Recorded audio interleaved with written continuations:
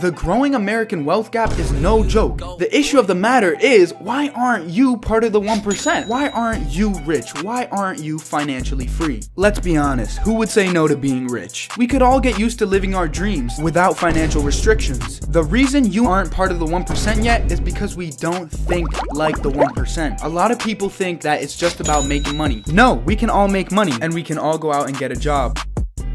The difference between us and the 1% is the 1% learns how to manage their money and learns how to make their money work for them. The questions we're attacking here is, why aren't you financially free and how can you forge your way towards financial freedom? One of the most important professionals in the field of building wealth is Robert Kiyosaki. Kiyosaki is an American businessman and author. He is the founder of Rich Global LLC and the Rich Dad Company, a private financial education company that provides personal finance and business education to people through books and videos. While originally being published in 1997, Rich Dad Poor Dad by Robert Kiyosaki quickly became a staple in books about building wealth. The book revolves around how Kiyosaki's view on money was affected by two dads, his own, the poor dad, and his best friend's, the rich dad. The twist is that neither parent was financially unsuccessful. The poor dad had a high-paying job, and the rich dad had a company that generated income. Financially, they didn't stand very far from each other, yet mentally, they were miles apart. Kiyosaki puts it well, saying there's a difference between being poor and being broke. Broke is temporary, poor is eternal. What he's trying to say here is that being poor is a mindset. The words rich and poor are adjectives used to expose the mindsets of these two men. This goes to say that while one person could be making a lot of money from their job, they could nonetheless be poor because of how they spend their money. This means that you'll always be poor if you have a poor mindset. Being poor reaches further than lacking sufficient money to live adequately. Whether you are poor or not can be determined by what you choose to do with the money you earn. Kiyosaki outlines specific differences between how his two fathers financially operated and managed their money. He noticed that his own poor father would work under a boss for a check, while his best friend's father took the money he'd earned and invested it in assets to make that money work for him.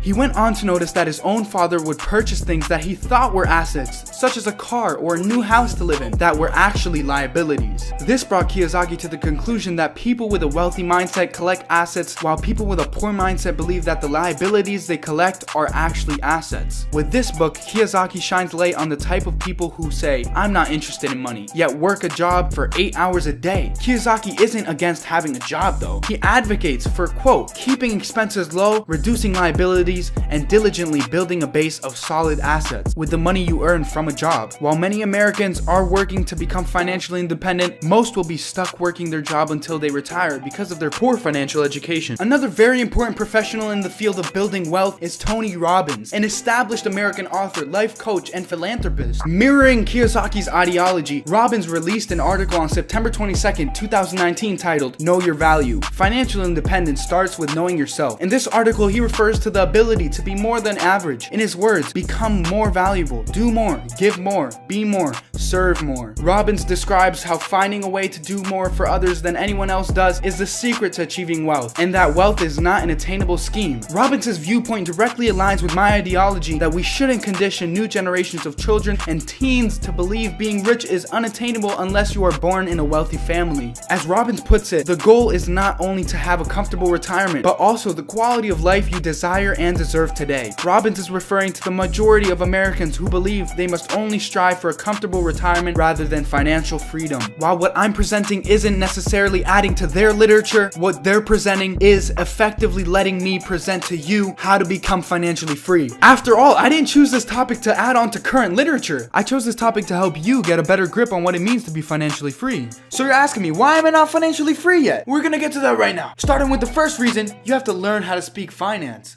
Your money management skills play a significant role in bettering your financial position. The rich invest and make money work for them. As Kiyosaki said, his rich dad taught him that his money should work for him. It may come off as a confusing slogan, but to the rich, it makes sense. Just as you and I can't understand doctors when they use medical jargon, financially uneducated people have a tough time understanding when a rich person says, I'm gonna make my money work for me. What the poor tend to do is maintain a view on money that is negative. In my middle-class household, my parents prefer not to talk about money because it has always been often linked to financial struggle and stress. On the flip side, wealthy parents would have an open conversation about money and make sure it isn't a negative topic.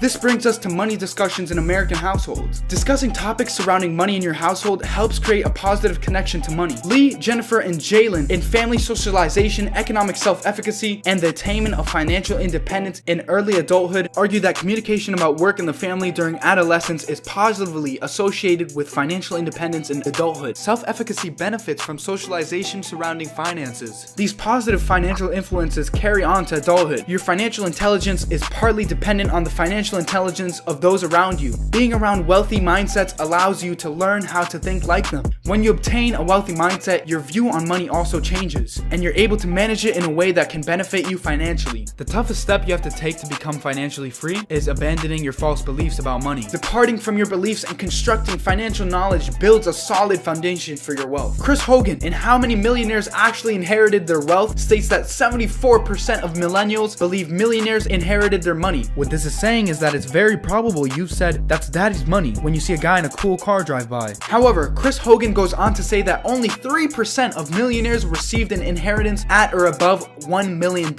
This means that statistically, the majority of millennials and baby boomers have a tendency to believe being rich is dependent on pure luck and is very hard to achieve. These millennials and baby boomers are victims of a poor mentality. They prefer to believe that one was given wealth without having to work for it because they aren't financially intelligent enough to generate wealth themselves. Hogan gave the millionaires in his study a list of what could have contributed to becoming wealthy. The number one ranking item according to these millionaires was financial discipline. It's definitely very interesting to see the difference between how millionaires classify their wealth and how non-millionaires classify other millionaires as wealth. The majority of non-millionaires stick to their beliefs that millionaires inherited wealth while actual millionaires knew their wealth was due to financial discipline. This study reveals the contrast between belief and knowledge. This contrast connects to Tony Robbins' idea that the wealthy sell knowledge. The poor are poor because they have no knowledge to sell, while the rich are rich because they can sell their knowledge, and knowledge will never run out. Poor people are not less educated or deserve less respect than rich people. However, by not associating with rich people enough to adopt their mindset, they're not taught how to think like the rich and therefore do not have the mental assets to become rich.